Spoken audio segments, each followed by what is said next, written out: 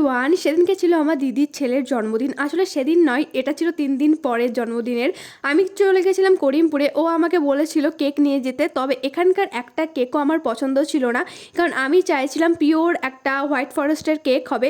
তো এই দোকান থেকে একটা কেক যেহেতু আমার পছন্দ হয়নি, তাই এখান থেকে একটা কেক না নিয়ে চলে গেছিলাম মিষ্টির দোকান থেকে কিছু মিষ্টি নেওয়ার জন্য। তারপরে চলে গেছিলাম অন্য একটি কেকের দোকানে। আর এই দেখো, এখানে আমি ওর জন্য দাঁড়িয়ে থেকে পুরো কেক বানিয়ে নিয়ে যাচ্ছিলাম। আর ওকে ফোন করে বলছিলাম তুই একটু দাঁড়া, আমি তোর জন্য একদম টাটকা টাটকা কেক বানিয়ে নিয়ে যাচ্ছি। আর এই দেখো, চলে এসেছে দিদির বাড়ি। আর ওর বন্ধুরা ঘরের ভিতরে ঢুকে ওকে বাইরে বের করে দিয়ে গেট লাগিয়ে দিয়েছে।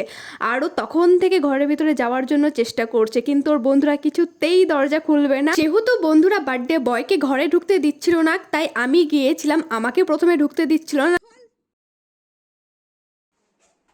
তোরা সবার বন্ধুর বার্থডেতে এরকম করিস? করিস না? এটা প্রথম? বুবাই যে বলো সবার বার্থডেতে করিস? আর সারপ্রাইজ বুবাইকে ফাঁসে দিচ্ছিস? হ্যাঁ। সত্যি এই ছেলেবেলাকার বন্ধুত্ব না ভীষণই নিষ্পাপ হয়, এদের মধ্যে কোনো হিংসা বিদ্বেষ কিছুই নেই।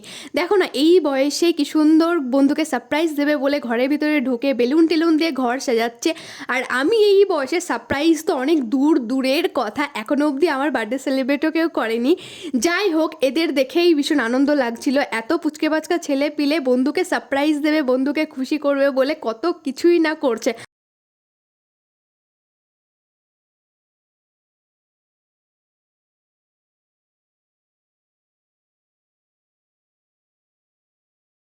গল্প করতে করতে ওদের ঘর সাজানো হয়ে গেছে, তাই আমি এদিক থেকে কেকটা নিয়ে যাচ্ছিলাম। আর অবশেষে যে বার্থডে বয় এত প্রতীক্ষার পর ও ঘরে ঢুকতে পেরেছে, তাই প্রথমেই ও ক্যামেরাটা অন করে নিয়েছে, যাতে বন্ধুরা কি করেছে না করেছে ও প্রথমেই সেটা রেকর্ড করতে পারে।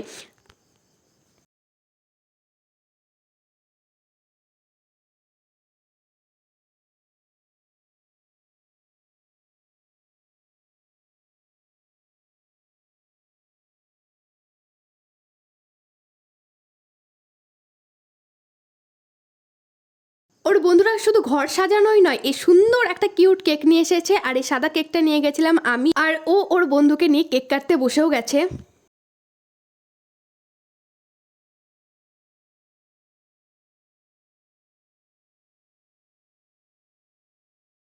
আচ্ছা, এখানে একটা জিনিস লক্ষ্য করেছো, বার্থডে বয় কিন্তু বন্ধুকে আগে কেক খাওয়াতে গেলেও বন্ধু কেকটা নিয়ে আগেই বার্থডে বয়কে খাওয়াচ্ছে।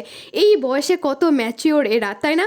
মানে ওরা আগেই জানে যে প্রথমে যার জন্মদিন তাকে আগে কেক খাওয়াতে হয়, তারপরে নয় বন্ধুরা কেক খাওয়াবে। সত্যি এখন বাচ্চাগুলো ভীষণই ম্যাচিওর, এদের ভীষণই বুদ্ধি। যাই হোক, তবু এই বদমাইশি না করলে কি হার হয়, তাই কেক কাটার পরে সবাই একটু কেক মাখামাখি করছিলাম। যত একটু ম্যাচিওর হই ভালো হই, একটু কেক মাখামাখি তো করতেই হবে। তারপরে সবাই মিলে শুরু হলো ফটো সেশন, সবাই মিলে ফটো তোলা হলো। আর এই যে আমার কেক খেতে এত ভালো লাগে যে আমি কখন কেকের উপরে হামলা করব সেই আশে বসে থাকি। সব থেকে বেশি ভালো লাগে যে কেকের ক্রিমটা খেতে, ওটা তুলেই আমি খেয়ে নিলাম। তোমাদের সাথে দেখা হচ্ছে পরের ভিডিওতে, তোমরা সবাই ভালো থেকো, বাই।